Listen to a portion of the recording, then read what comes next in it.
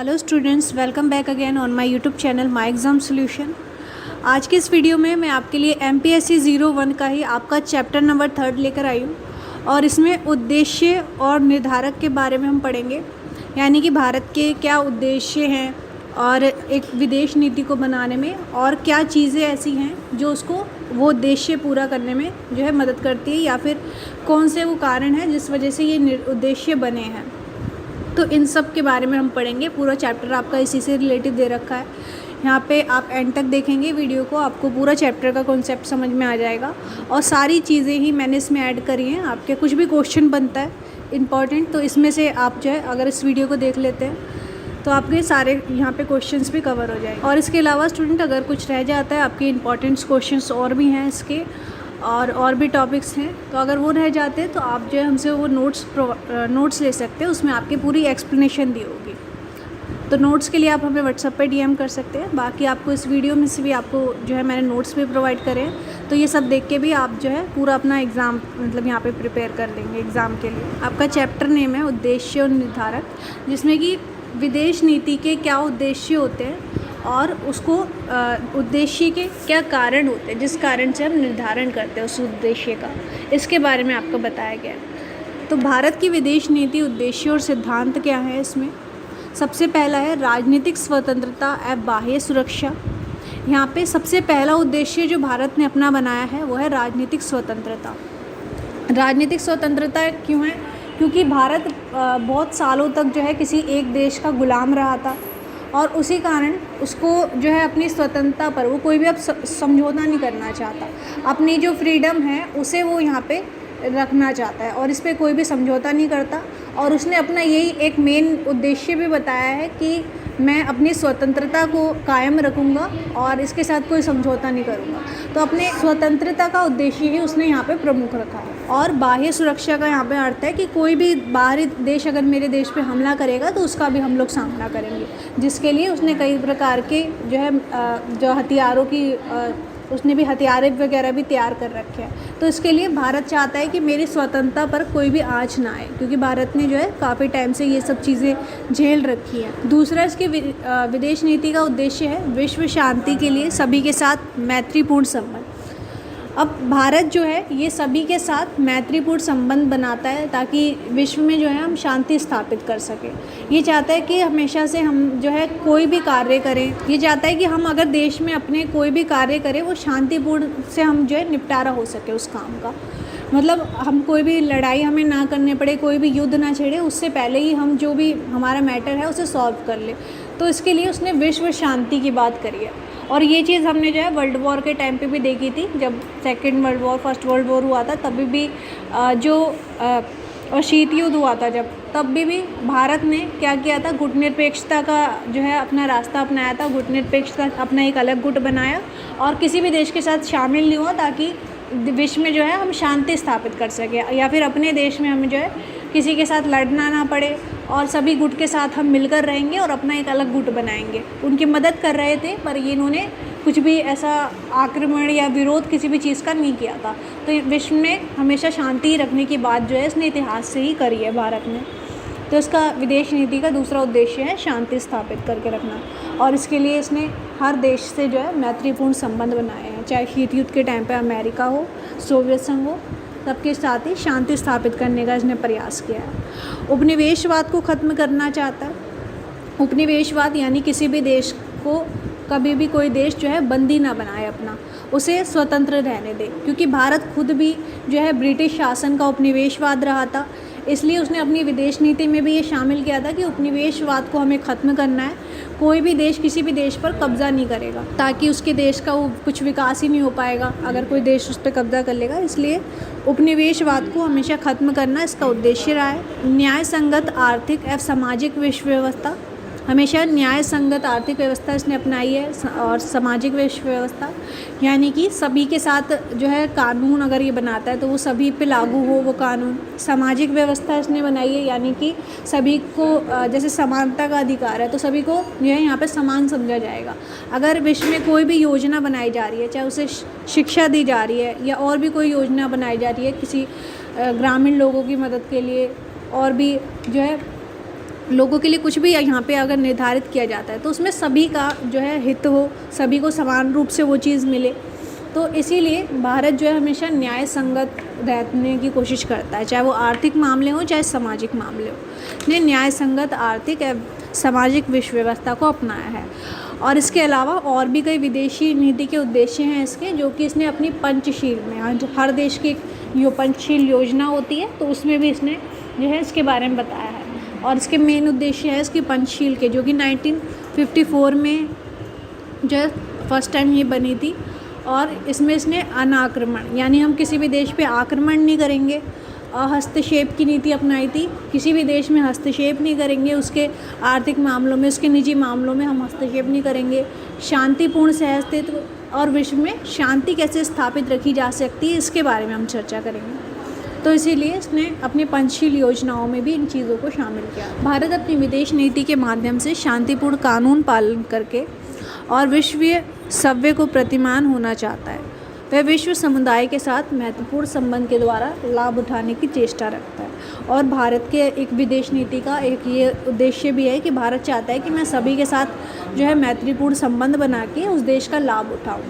ये उसने जो है जब नई विश्व अर्थव्यवस्था, इस पर मैंने पिछला टॉपिक भी बनाया था, तो इसमें भारत ने क्या किया था, मतलब उसके पास एक ही उद्देश्य था कि या तो वो अमेरिका के साथ मिल जाए, क्योंकि जब सोवियत संघ का विघटन हुआ था तो भारत जो है अब उसको अपना विकास कैसे कर पाए, इसका कोई रास्ता नहीं था। तो उसके पास यहाँ पे एक ही रास्ता बचता है कि हमारे जो हमसे ज़्यादा डेवलप्ड कंट्री है हम उनके साथ मिल जाएं और उनसे अपनी जो भी हमें सहायता लेनी है, आर्थिक सहायता लेनी है, वो उनसे लेते रहें। तो इसीलिए भारत जो है इसका यही एक उद्देश्य है कि हम हर देश के साथ मिलकर रहें और अपना आर्थिक विकास और जो भी हमें उससे सहायता चाहिए वो चीज़ हम लेते रहें। तो यहाँ पे भारत की विदेश नीति के क्या उद्देश्य है ये आपको समझ में आ गया होगा। अब इनके निर्धारक क्या हैं? भारतीय विदेश नीति के जो है कई निर्धारक हैं यहाँ पे कि किस वजह से जो है उसे ये उद्देश्य अपने रखने पड़े, या फिर क्या चीज़ें ऐसी हैं जिसके कारण वो अपने उद्देश्य तय करता है। इस पे क्वेश्चन बनता है आपका, भारतीय विदेश नीति के निर्धारक क्या हैं? तो उसमें सबसे पहला है भूगोल। भारत का जो भूगोल क्षेत्र है वो काफ़ी बड़ा है, यहाँ पे 30 लाख वर्ग किलोमीटर है। उसका क्षेत्र देखिए जो हम भारत का, ये जो है 30 लाख वर्ग किलोमीटर तक फैला हुआ है। उत्तर में इसकी सीमाएं हिमालय पर्वत से लगी, यानी कि उत्तर में भारत की जो सीमाएं हैं, मतलब यहाँ पे दिखाया गया है कि कितना लंबा क्षेत्र है इसका। और किसी भी देश का अगर जितना ज़्यादा भूगोल क्षेत्र होता है उसकी नीतियाँ भी उसको उतनी जो है बड़ी बनानी पड़ती है, यानी कि और बहुत सी चीज़ें उसमें उसको ऐड करनी पड़ती है। इसके अलावा इसकी 15,000 किलोमीटर लंबी थल सीमा पश्चिम में पाकिस्तान के साथ, उत्तर में भूटान, चीन और नेपाल, और पूर्व में बांग्लादेश और म्यांमार के साथ लगी हुई है। तो मतलब इतना क्षेत्र जो है भारत का फैला हुआ है, इतना बड़ा भूगोल क्षेत्र है, तो उसकी ज़रूरतें भी जो है ज़्यादा होंगी। इस वजह से उसको जो है अपनी विदेश नीतियों का निर्धारण करना पड़ता है। और इसलिए भारत अपने सभी पड़ोसियों देशों के साथ मैत्रीपूर्ण तनाव मुक्त संबंध रखना चाहता है। इतने सारे अगर उसके क्षेत्र यहाँ तक फैले हुए हैं तो उसको सभी के साथ जो है मैत्रीपूर्ण संबंध रखना ही पड़ेगा, क्योंकि अगर किसी भी देश के साथ उसके संबंध अच्छे नहीं होते तो वो कभी भी उसके देश पे आक्रमण कर सकता है। तो इसी के लिए भारत ने क्या किया, हमेशा सबसे मैत्रीपूर्ण संबंध बनाया है, और यही उसकी विदेश नीति का उद्देश्य रहा है, ताकि मेरे देश पे कोई भी हमला ना कर दे। मेरा जो इतना बड़ा कार्य क्षेत्र है, मेरा इतना बड़ा क्षेत्र है, उस पर कोई भी हमला ना करे, इसलिए ये संबंध उसे बनाने ही पड़ते हैं। दूसरा है इतिहास है परंपरा। ये भी विदेश नीति को निर्धारण करने में जो है कारण बनता है। इतिहास है परंपरा। परंपरा यानी कि हमारे भारत से हमने क्या चीज़ें हमारे परंपरा में थी, जैसे जो भी ग्रंथ वगैरह होते हैं उनसे हम सब चीज़ें सीखते हैं। और हमारे ग्रंथों में हमेशा यही लिखा होता है कि हमें सबके साथ प्रेम से रहना चाहिए और सभी धर्मों का सम्मान करना चाहिए, सभी के साथ जो है अच्छा व्यवहार रखना चाहिए। तो ये जो हमारी परंपराएं हैं शुरू से, ये भी भारत को जो है उसकी विदेश नीति को निर्धारण करने में सहायक सिद्ध होती है। पारंपरिक मान्यताओं और प्राचीन धर्म ग्रंथों भारतीय विदेश नीति के संरचना में विशेष तौर पर सहायक रहे हैं, और इसके मूल्य हैं सहिष्णुता, अहिंसा और विश्व बंधुत्व। यानी कि सहिष्णुता यानी कि हम हर धर्म को सहेंगे, हर धर्म को अपनाएंगे। अहिंसा यानी कि हम कभी भी हिंसा नहीं करेंगे, हमारे सब देश के साथ हम अच्छे संबंध बनाएंगे और कभी भी हिंसा ना होने देंगे। और विश्व बंधुत्व, विश्व को जो है बांध के रखेंगे। तो इसने हमेशा अपनी ये परंपरा से सीखा है और ये उसकी विदेश नीति में भी हमें देखने को मिलता है कि भारत ने हमेशा से ही सभी धर्मों को अपनाया। भारत एक जो है बहुराष्ट्रीय कहा जाता है इसको, क्योंकि यहाँ पे बहुत सारी अलग अलग कल्चर्स के लोग यहाँ पे रहते हैं। अहिंसा भी इसने अपनाई है, क्योंकि जब कोल्ड वॉर हो रहा था या फिर और भी पहले के टाइम में हम देखें तो भारत ने NPT पे हस्ताक्षर किए थे, यानी कि कोई भी अस्त्र वगैरह हम नहीं बनाएंगे, कोई भी युद्ध में हम सहायता नहीं करेंगे। इसके लिए हमेशा अहिंसा का मार्ग अपनाया है भारत ने। और विश्व बंधुत्व यानी कि हमेशा विश्व में किस प्रकार से हम शांति रख सकते हैं, इसके बारे में बात करेंगे। आर्थिक दशा नेक्स्ट पॉइंट है आपका, यहाँ तक आपको स्टूडेंट समझ में आ गया होगा। और आर्थिक दशा भी जो है एक देश की विदेश नीति को यहाँ पे प्रभावित करती है। तो हर देश की जो है कुछ ना कुछ आर्थिक दशा होती है, जैसे कच्चे माल और प्राकृतिक संपदा का स्वामित्व तथा आर्थिक विकास की अनिवार्यता देश की विदेश नीति के निर्धारण में दिशा प्रदान करते हैं। यानी कि हमें हमारे देश में किस तरह से उत्पादन करना है, ये चीज़ें हमेशा हमारी विदेश नीति को जो है प्रभावित करती है। हमारी विदेश नीति में हम वही चीज़ें शामिल करते हैं जो कि हमारे मेन उद्देश्य, हमारे सबसे बड़ा उद्देश्य क्या होता है, हमारे आर्थिक उद्देश्य होते हैं। हमें किस प्रकार से व्यापार करना है, हमें किस प्रकार से उसमें विकास करते रहना है, अपने कच्चे माल को कैसे पक्के माल में बदलना है। तो ये जो आर्थिक दशा है यही विदेश नीति को यहाँ पे निर्धारित करती है। तो भारत एक विकासशील देश है। कृषि साक्षरता, विज्ञान और प्रौद्योगिकी प्रगति के बावजूद भारत एक पिछड़ा हुआ है। बहुत सी चीज़ें जो हैं भारत ने कर ली हैं प्रौद्योगिकी में, कृषि में, पर फिर भी भारत को क्या कहा जाता है, अभी तक विकासशील देश कहा जाता है। और इसको अपनी और भी चीज़ें डेवलप्ड करने के लिए दूसरे देशों के साथ संबंध बनाना पड़ता है। इसके लिए भारत को विदेश सरकारों से सहायता लेनी पड़ेगी, जिसके लिए भारत ने शीत युद्ध के बाद मिश्रित अर्थव्यवस्था का मार्ग अपनाया, जिसमें सार्वजनिक और निजी क्षेत्र का मिश्रण है। यानी कि भारत को अपनी आर्थिक दशा सुधारने के लिए एक मिश्रित अर्थव्यवस्था का उसने मार्ग अपनाया। मिश्रित अर्थव्यवस्था का यहाँ पे मतलब है कि भारत जो है अपने सभी देशों के साथ मिलकर और उस एक निजी सेक्टर को भी अपनाया है उसने, और एक सार्वजनिक जो होता है वो सेक्टर को भी इसने अपनाया है, और इसके ज़रिए वो अपना विकास कर रहा है। यानी सब देशों के साथ संबंध बनाकर और हर सेक्टर में अपना जो है योगदान देकर इसने अपनी आर्थिक दशा को सुधारने की कोशिश करी। नेतृत्व का स्वरूप ये भी एक विदेश नीति को जो है प्रभावित करता है। कैसे कि जब भी कोई जैसे किसी भी देश का कोई नेता है तो वो किस प्रकार से उस देश को नेतृत्व कर रहा है, या किस तरह से हम जो है उसका सही दिशा दिखा सकते हैं। हमें अपना लक्ष्य प्राप्त करना है इस देश को डेवलप करने के लिए, तो हमें किस प्रकार से नेतृत्व करना है, उसको किस प्रकार से दिशा दिखानी है, ये चीज़ें भी हमारी विदेश नीति को प्रभावित कर। और जवाहरलाल नेहरू जो थे हमारे पहले प्रधानमंत्री, इन्होंने ही हमारे नेतृत्व किया था भारत का, जब भी भारत को जो है इतना विकास कर पाया था। तो भारत की नीति को 1.5 दशकों से भी ज़्यादा समय तक दिशा प्रदान की जवाहरलाल नेहरू जी ने, यानी कि 1.5 दशकों से भी अधिक कितना लंबा टाइम पीरियड जो है जवाहरलाल नेहरू जी ने यहाँ पे अपना हमारे देश को डेवलप करने में लगाया था। किसी भी समस्या का संकुचित और स्व केंद्रित मार्ग अपनाने की बजाय एक प्रबुद्ध मार्ग की वरीयता देते थे, और जवाहरलाल नेहरू जी ने हमेशा संकुचित यानी कि एक छोटा क्षेत्र अपनाने की बजाय हमेशा एक बड़े स्तर पर कार्य किया है, नेतृत्व किया है।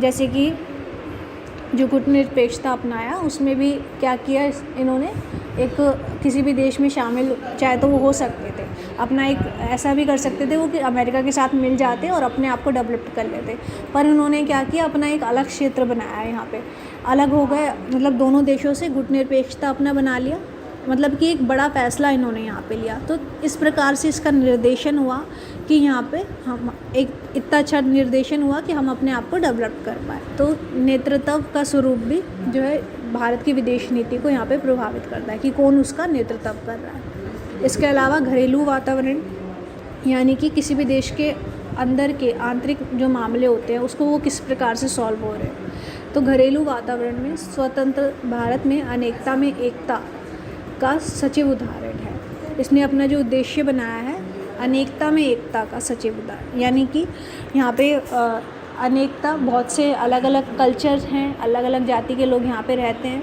पर फिर भी भारत ने हमेशा जो है सभी को साथ लेके चलने का प्रयास किया है। सभी को साथ में जो है सभी की भाषाओं को, संस्कृतियों को सम्मान हम दे सकें, इसका प्रयास किया है। और सभी को यहाँ पे अनेकता में एकता का इसने उदाहरण दिया है। गुटनिरपेक्षता इसके बाद इसने अपनाया। गुटनिरपेक्षता यानी किसी भी देश में गुट में शामिल नहीं हुआ और अपना एक अलग गुट बनाया। हित समूह, दबाव समूह के कार्यकलाप, यहाँ पे हम जो है मतलब किसी भी देश में इसके आंतरिक मामले क्या थे उसकी बात कर रहे हैं। तो हित समूह और दबाव समूह के कार्यकलाप इसने किए, यानी कि जो हित समूह होते हैं अपने किस प्रकार से हमें हमारे हित को पूरा करना है और किस प्रकार किन चीज़ों पे हमें जो है सरकार पे दबाव डालना है कि हमारी चीज़ों को पूरा करें। तो ये जो हित समूह और दबाव समूह होते हैं, ये जो है विदेश नीति को किस प्रकार से बनाया जाना है उसका भी उसमें सहायक होते हैं। हित समूह ये बताते हैं हमें कि हमें किन हितों को पूरा करना है हमारे देश के, और दबाव समूह जो है सरकार पे दबाव डालते हैं कि किस उद्देश्य को जो है पूरा किया जाना चाहिए। तो ये समूह के जो कार्यकलाप होते हैं ये विदेश नीति को निर्धारित करने में सहायक होते हैं। तो ये सब चीज़ें ही जो है हमारे विदेश नीति को प्रभावित करती हैं। यहाँ तक आपको स्टूडेंट समझ में आ गया होगा उद्देश्य और निर्धारक क्या है। उद्देश्य हमारे भारत की विदेश नीति के क्या थे और क्या चीज़ें थी जो इसका निर्धारण करती थी। इसके अलावा आपसे जो है कुछ भी कोई और क्वेश्चन नहीं पूछा जाएगा। यहाँ पे सभी मैंने इंपॉर्टेंट चीज़ें ऐड करी है। इसके अलावा अगर आपको और नोटिंग चाहिए इसकी तो आप हमसे नोट्स ले सकते हैं।